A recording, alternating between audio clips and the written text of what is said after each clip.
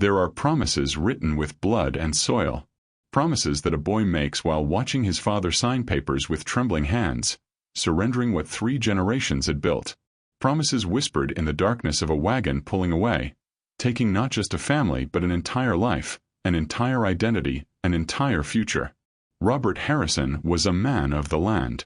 His hands knew every inch of those 60 acres like a father knows his child's face.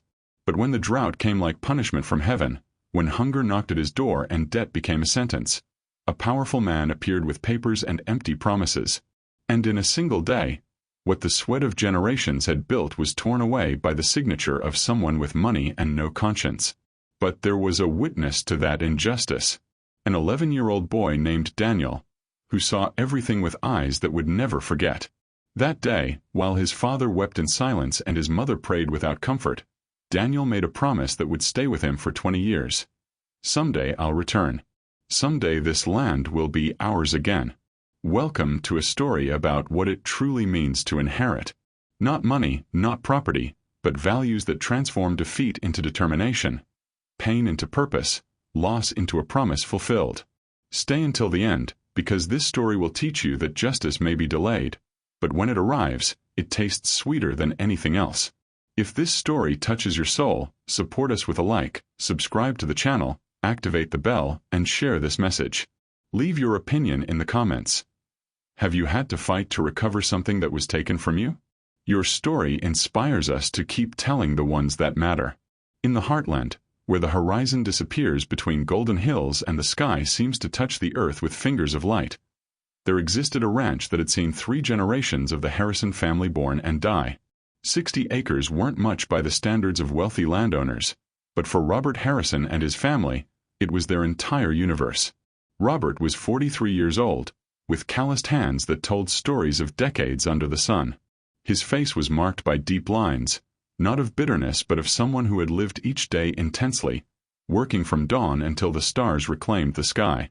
He was a man of medium height but solid presence, the kind of man others instinctively trusted. The ranch had belonged to his father, and to his father's father before him.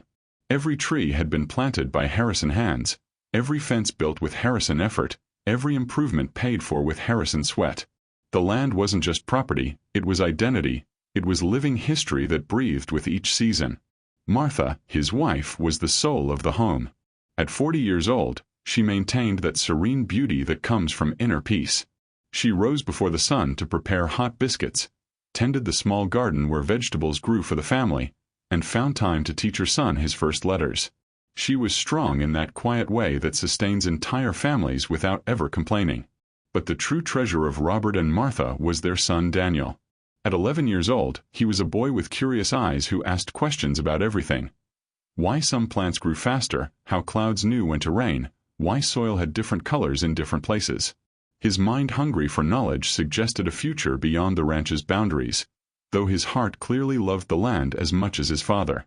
One special morning, Robert decided to teach Daniel about planting corn for real. Not just helping but having his own small plot, his own responsibility. They rose before dawn, and as they walked toward the prepared field, Robert put his hand on his son's shoulder. Daniel, today you'll learn something more important than how to plant. You'll learn what it means to belong to the land and for the land to belong to you. He took a handful of soil, letting it fall through his fingers. This land knows the effort of 3 generations of Harrisons. Your great-grandfather worked it. Your grandfather worked it. I work it now. And God willing, someday you'll work it. It's not bought with money, son. It's earned with honest work, with sweat, with love. Daniel listened with absolute attention as his father showed him how to plant properly. His small hands imitated the expert movements, clumsy at first but improving with each seed. When they finished at midday, Daniel had his own planted plot. "Dad," asked the boy looking at the field, "will this ranch be mine someday?" Robert smiled, though there was certain melancholy in his eyes. "If you work hard and God permits it, yes. But remember, son, it's not just land. It's a heritage of values, of a way of life, of commitment to honest work. I'm giving you more than acres of soil. I'm giving you the responsibility to continue our legacy." Daniel nodded solemnly. "I'm going to work very hard, Dad. I promise." The months passed and Daniel's plot flourished under his diligent care. He visited it every day, watered it with dedication, pulled the weeds. Robert observed with pride how his son learned not just techniques but the discipline that farming required. But while they celebrated small triumphs, dark forces were moving in the region. Walter Blackwood was everything opposite to Robert Harrison. Where Robert measured success by the quality of his crops and his family's happiness, Walter measured it only in how much land he owned and how much money he generated. He was a man of 57 years, corpulent, with expensive suits even when visiting the countryside. His small, calculating eyes always evaluated, always sought advantage. He had inherited wealth from his father, but unlike the old man who built it with honest commerce, Walter multiplied his fortune exploiting others' weaknesses. In recent years, he had developed particular interest in farmland.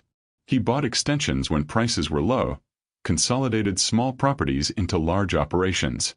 His strategy was simple but effective. Identify desirable properties, make offers that seemed generous but were far below real value, and accumulate land taking advantage of humble farmers' ignorance and desperation. The Harrison Ranch had caught his attention. Strategically located, with good water access, fertile soil. One afternoon, his luxury vehicle stopped in front of the house. Robert, working in the field, looked up surprised. "Good afternoon," Walter greeted with a wide smile that didn't reach his eyes. "Are you Robert Harrison?" When Robert confirmed, Walter went straight to the point. "I've come to make you an offer. I want to buy your property." He named a figure that made Martha gasp, who was listening from the porch. For the Harrisons, who rarely saw cash money, it seemed like a fortune. But Robert felt something churn in his stomach. "Mr. Blackwood, with respect, my ranch is not for sale." Walter insisted, talking about opportunities, about the easier life the money would bring. But Robert remained firm. "This land is our heritage. It belonged to my father and my father's father. I can't sell it any more than I could sell my own son." Walter left with a tight expression. He left his card with cold words. "If circumstances change, the offer remains open."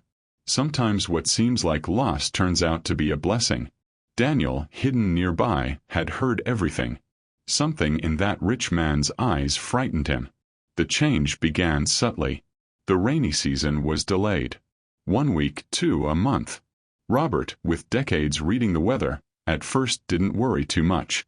But when weeks turned into 2 months without a drop of rain, concern became alarm. The drought had arrived, and it would be devastating.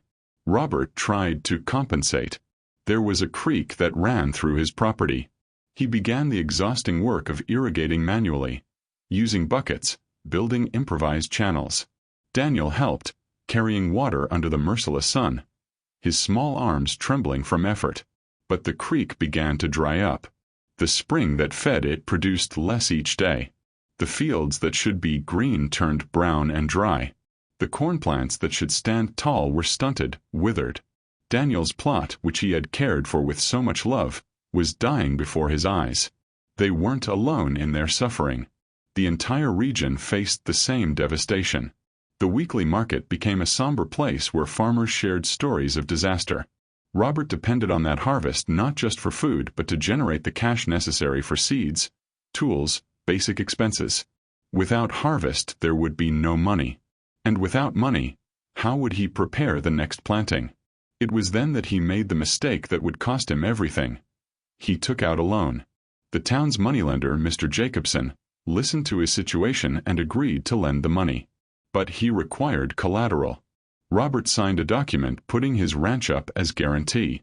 If he couldn't pay when the loan came due, Mr. Jacobson would have legal right to take the property. Martha was worried. What if the drought continues? It can't be, Robert responded with more confidence than he felt. The rains will return. We just have to have faith. But faith doesn't control the weather. The drought continued. The next season arrived. Robert planted with renewed hope using the borrowed money.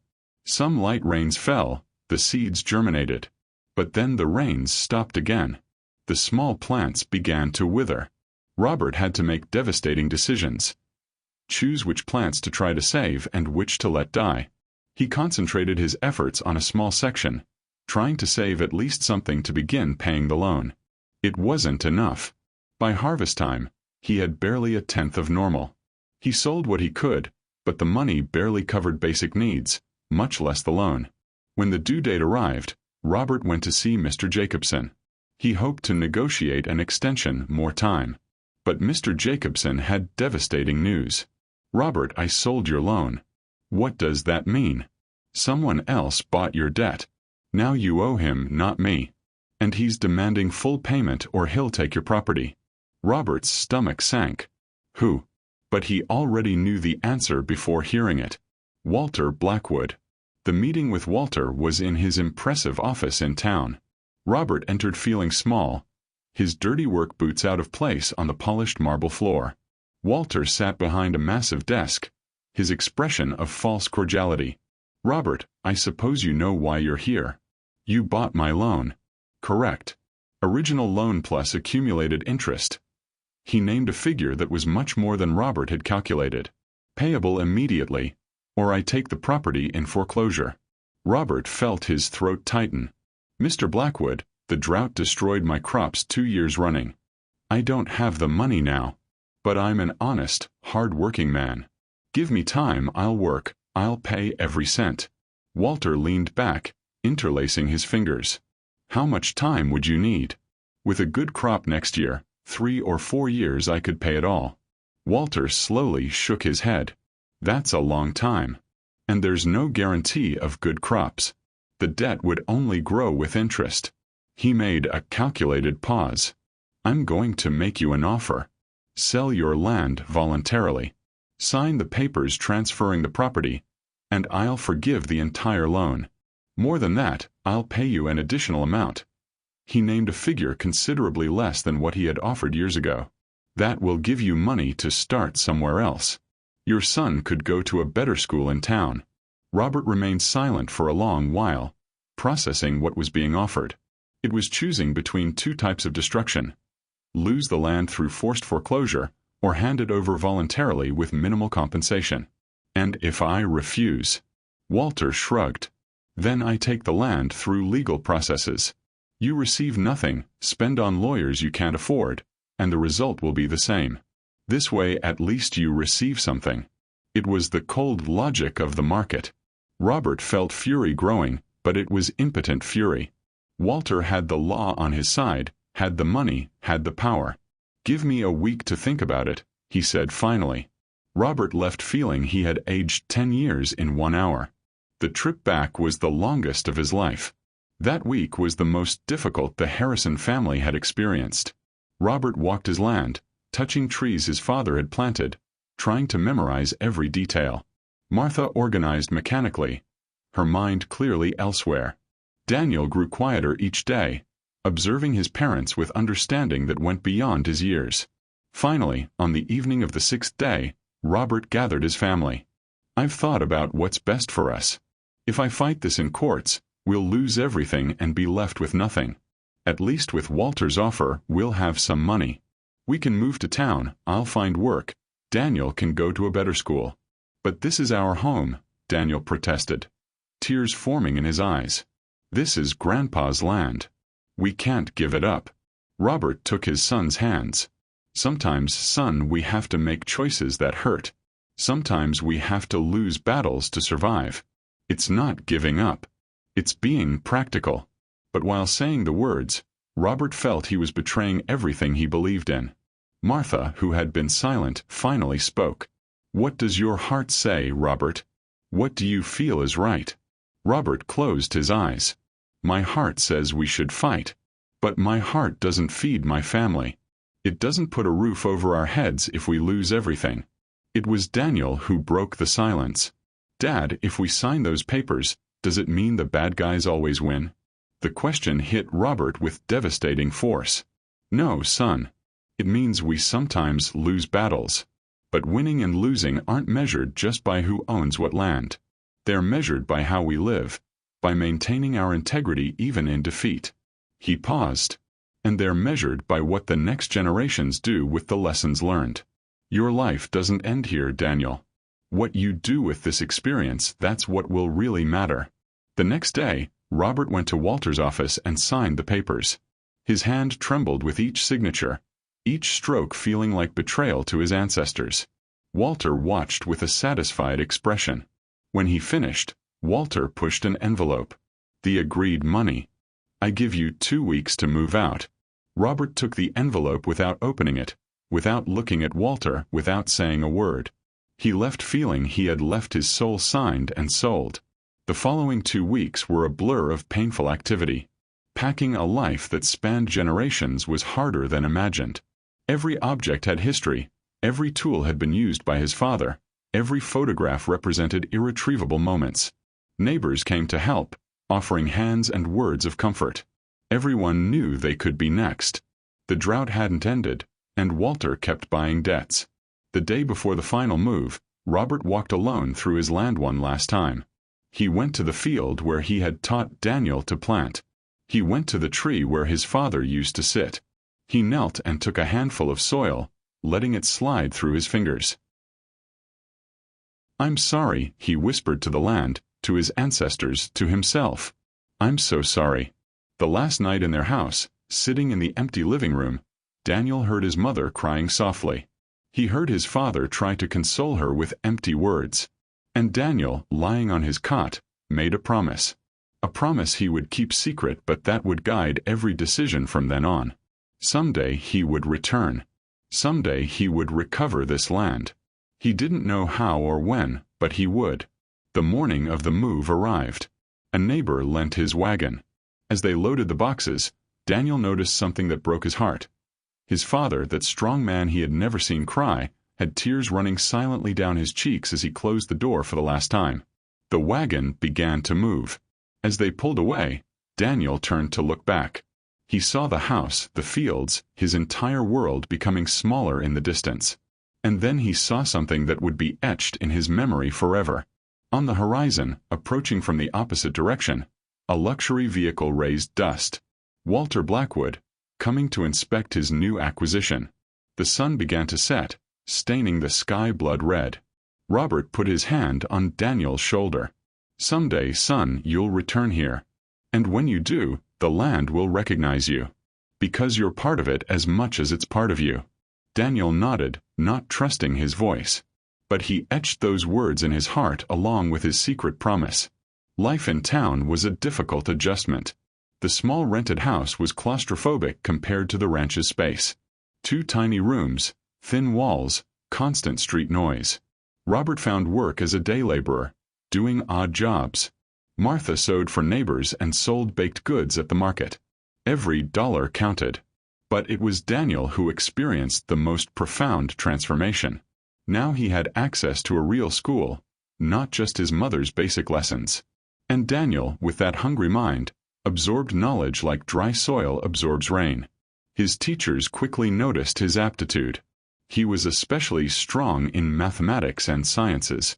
One of them, Professor Nelson, saw something special and began lending him books from his personal library. Books about advanced agriculture, about soil science, about modern techniques. Daniel devoured them all, reading by candlelight after his parents slept. This boy has potential, the professor told Robert one day. With the right education, he could go to university. It would be a waste if he couldn't continue. Robert felt pride mixed with sadness. University required money they didn't have. But Daniel had inherited his determination. At 14, he began working after school. He delivered newspapers before dawn, helped in stores during afternoons, did repairs on weekends. Every cent he saved in a tin under his bed. Mom, he said when Martha suggested he help the family, I need this for my education. And when I have it, I'll be able to really help you. The years passed. Daniel completed high school with top grades. Professor Nelson helped him apply for scholarships, wrote brilliant recommendation letters. The efforts bore fruit. Daniel received a partial scholarship to study agricultural engineering at the State University. The day Daniel left for university, at 18 years old, was bittersweet. Martha cried openly. Robert, now 60 years old, hair completely white, hugged his son tightly. Do well, son. Learn everything you can. Become the man I always knew you could be. I will, Dad. And someday I'm going to get our land back. I promise you. Robert gently shook his head. Don't make promises you can't keep. What matters is your future. But Daniel knew his father was wrong. The past and future were connected in inseparable ways. University was simultaneously difficult and exciting. Academically, Daniel excelled. His combination of practical field knowledge and theoretical aptitude made him exceptional. But financially, he struggled constantly. He worked multiple jobs, sometimes surviving on one meal a day. But he never considered giving up. Every time the challenge seemed too great, he remembered his father's face the day he signed the papers. He remembered his mother's tears. He remembered his promise. Those memories sustained him. During vacations, Daniel returned home. Each time he noticed how his parents aged faster than they should. Robert had developed arthritis in his hands, making manual work painful. Martha had lost weight working too hard. Life in town had been harsh in ways it never was on the ranch. He graduated at 22 with honors. Several companies offered him jobs, but Daniel had other plans. He accepted a position with an agricultural consulting firm, working with large and small farmers. The work took him across the country, learning not just about agriculture but about the business of land. And all the while he saved money, being frugal to the extreme, every dollar bringing him closer to his goal. He kept in touch with his parents, sending them money when he could. For his 26th birthday, he had saved enough to move them to a better house, with more space. Martha cried when she saw it, overwhelmed by her son's generosity. But Daniel hadn't forgotten his promise. And the universe was about to give him the opportunity. Daniel was 28 years old when he heard the news. Walter Blackwood had died. A sudden heart attack. His empire, built over decades of exploitation, was now in play. Walter hadn't been married, had no direct heirs. His will divided his properties among distant nephews who lived in the city and had little interest in agriculture. What they wanted was to sell, convert assets to cash. Walter's lands, including the old Harrison Ranch, would be for sale soon. For Daniel, it was the moment he had been waiting for during 17 years. He began investigating. He discovered that the ranch, ironically, hadn't prospered under Walter. It had been neglected, used occasionally but never with the Harrison family's care. The house was in disrepair, the fields full of weeds, the fences fallen. This was good and bad. Good because it would sell for less. Bad because it would mean a lot of work to restore it. But Daniel wasn't afraid of work. He contacted the heirs through his lawyer, expressing specific interest in those 60 acres. The heirs, eager to liquidate quickly, were willing to negotiate. The price they quoted was fair according to current values, considering the neglected state. Daniel did the numbers. With his savings plus a loan based on his salary and credit history, he could barely reach the price. It would be financially tight, would take years to pay off, but it was possible. It was achievable. Before making the final offer, Daniel knew he had to talk to his parents. They went to the house he had helped them get. Robert was now 60 years old, white hair, trembling hands. Martha 58, face marked by lines of worry. I have something to tell you, Daniel began.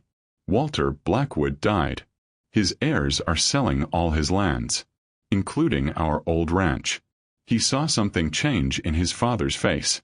I'm going to buy it. I'm going to get our land back. There was a moment of stunned silence. Then Robert shook his head. Son, no. That was long ago. You can't. I've been thinking about it for 17 years, Dad. Since the day we left. Every decision I've made since then has been with this goal. Getting an education, working hard, saving every dollar. It was all for this moment. Martha had tears. But son, that money you could use for your future. My future is in that land, Mom. It always has been. Dad was right when he said the land and I belong to each other. That connection was never broken. He looked at his father directly. Remember what you told me the day we left? You said someday I would return and the land would recognize me. You were right. It's time to go home. Robert felt tears forming. Son, if you do this. When I do this, it won't just be recovering land. It will be honoring everything you and Grandpa built. It will be proving that honest work and determination eventually triumph. It will be justice, Dad. Delayed justice, but justice at last. Martha stood and hugged her son. We always knew you were special. Your father and I sacrificed a lot after losing the ranch. But if that was necessary for you to have the opportunities to reach this moment, then it was worth every tear. Robert also stood. He put his trembling hands on Daniel's shoulders. Do it, son. Get our land back. But do it for yourself, not for me. Do it because it's your future. It's both, Dad. It's my future built on your past. The purchase process took weeks of negotiations, legal paperwork, inspections. Daniel handled everything personally, making sure every detail was perfect. There would be no ambiguity this time. He would have legal deeds, properly registered, indisputable. The day he finally signed the papers and received the deeds was one of the most significant of his life. He held the document, seeing his own name where once his father's had been, where before his grandfather's had been. The circle had closed.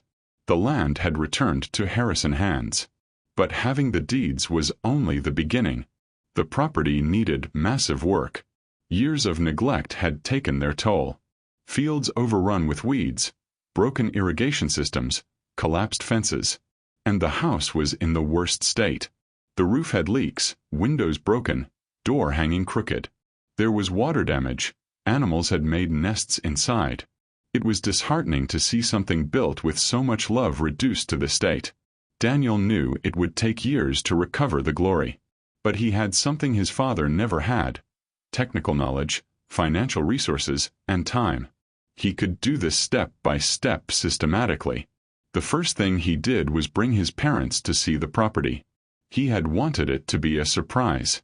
He simply told them to come with him one Sunday. As they approached the ranch, Robert immediately recognized the road. His breathing quickened. Daniel, what are we doing here? Just look, Dad. Robert slowly got out. His eyes swept over the property he hadn't seen in 17 years. Everything different and yet so familiar. The trees he had planted had grown.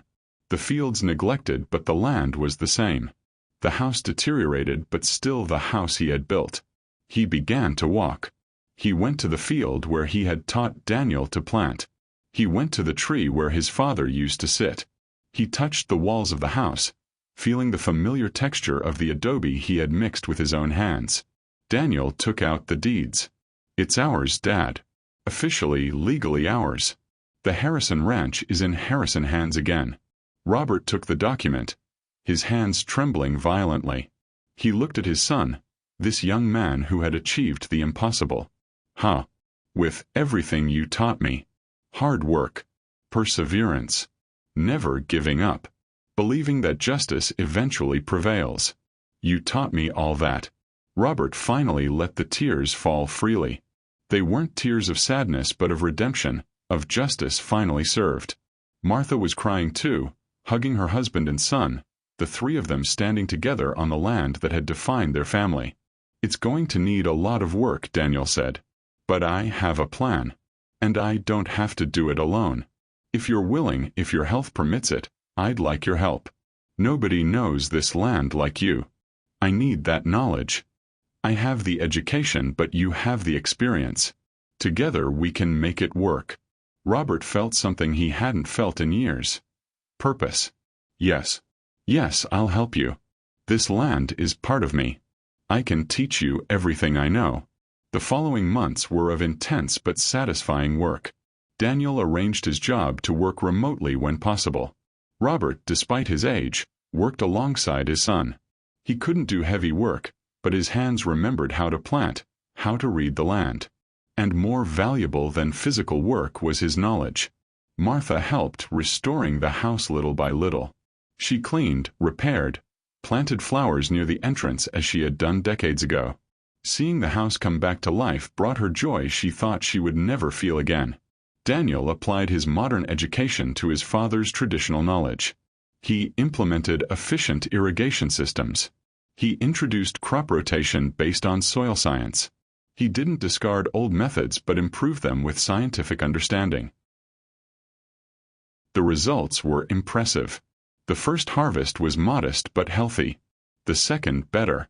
By the third, the ranch was producing more than it ever had, not because Robert had been incompetent but because Daniel had access to resources and knowledge his father never had. Neighbors watched the transformation with amazement. The story of how Daniel had recovered the lost land became local legend, told and retold, growing until it became a parable about perseverance and justice. On the third anniversary of recovering the ranch, Daniel organized a celebration. He invited all the neighbors, his former teachers including Professor Nelson, and colleagues.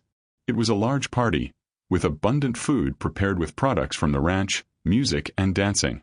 But the most significant moment came when Daniel called everyone's attention and gave a small speech. Standing on the porch of the renovated house, with his parents at his side, he spoke. 20 years ago, my family lost this land. Not because they were lazy or irresponsible, but because circumstances conspired against them. A drought beyond control. A system that favored the rich. A man without scruples who saw opportunity in misfortune. He looked at his father. My father is one of the hardest working and most honest men you'll meet. He built this house with his hands. He worked this land with love for decades. And when he lost it, it wasn't because he failed. It was because the system failed. He turned toward the crowd. But this story doesn't end in defeat. It ends in redemption. Because my father, though he lost his land, never lost his values. He taught me about hard work, about perseverance, about dignity. And those lessons, that intangible heritage, turned out to be more valuable than any physical property. He held up the deeds. These are just papers. What really matters is what they represent. Justice delayed but finally served. A family that refused to be destroyed by adversity. A belief that if you work hard enough and never give up, you can eventually overcome even the worst injustices. He looked around. So today we celebrate not just the recovery of this land, but the victory of the values this family has always represented. And we dedicate this ranch to all who have fought against injustice, who have maintained their dignity in defeat, who have believed that a better future was possible even in the darkest moments. The applause was thunderous. But for Robert, the words resonated more deeply than any applause. His son had honored him in the most meaningful way possible. Not just recovering the land, but articulating the values that had guided his life. Years later, Robert lived to see the ranch prosper. He lived to see his son marry a wonderful agricultural engineer who shared his passion. He lived to hold his first grandchild, a boy who carried his name, Robert Harrison Jr. When Robert finally passed away at 73, he was buried in the land he had loved, under the tree where his own father used to sit. But more than the funeral, it was the legacy he left that mattered. Daniel continued expanding the ranch, buying adjacent properties. But he did it differently. When he bought land from struggling farmers, he offered fair prices, sometimes giving them the option to stay as partners. He created a cooperative model where knowledge and resources were shared. The Harrison Ranch became a model of modern and sustainable agriculture. Students came to do internships, learning from the unique combination of traditional techniques and modern science. Martha lived to see all this. She lived to know 3 grandchildren who grew up with the same connection to the land. When she finally passed away at 86, surrounded by family, her last words were of gratitude for a life well lived. The house became something special. Daniel had preserved the room where he grew up, keeping it almost like a museum. On the walls hung photographs of 3 generations. He also added something new, a plaque at the entrance with the words his father had told him. Land is not bought with money, it is earned with work. When little Robert was 11 years old, the same age Daniel was when they lost the ranch, his father took him to the field to teach him to plant. It was a deliberate echo of that day so many years ago. "Grandpa," the boy said, "tell me again how we got this land back." Daniel smiled, kneeling beside his son. "It's a long story about loss and redemption, about injustice and delayed justice. But the most important part isn't about the land itself. It's about what the land represents. He took a handful of soil. Your great-grandfather taught me that land has a price, but the love you have for it is priceless. That you can lose legal ownership but never lose your connection if it's based on honest work and true love. The boy listened with absolute attention. He also taught me that failures aren't final if you use the lessons learned. We lost this land when I was your age. But that loss gave me purpose, determination to achieve something great. They began to plant together. So when you work this land, when it's eventually your responsibility, remember that you're not just working soil. You're honoring a legacy of 3 generations. You're continuing a story of perseverance and dignity. And you're sowing not just seeds but values we hope you'll pass to your own children. The boy nodded solemnly. I will, Dad. I promise. And as they worked together under the same sun that had seen 3 generations of Harrisons work this land, Daniel felt the presence of his father and grandfather. In the way the wind blew, in the way the soil felt beneath his hands, in the deep satisfaction of this meaningful work. The land had come home. And more important, the family had come home. Connected across generations by shared values and love for this piece of soil that had defined them, tested them, and finally redeemed them. If the story of the Harrison family touched something deep in your heart, if you saw in Robert your own father or grandfather, if Daniel inspired you to believe that promises can be fulfilled, then I need you to do something right now. Leave a like if you believe that justice, though delayed, should always arrive. Subscribe to this channel because we continue telling stories that honor country people, the workers who build this world with their calloused hands and noble hearts.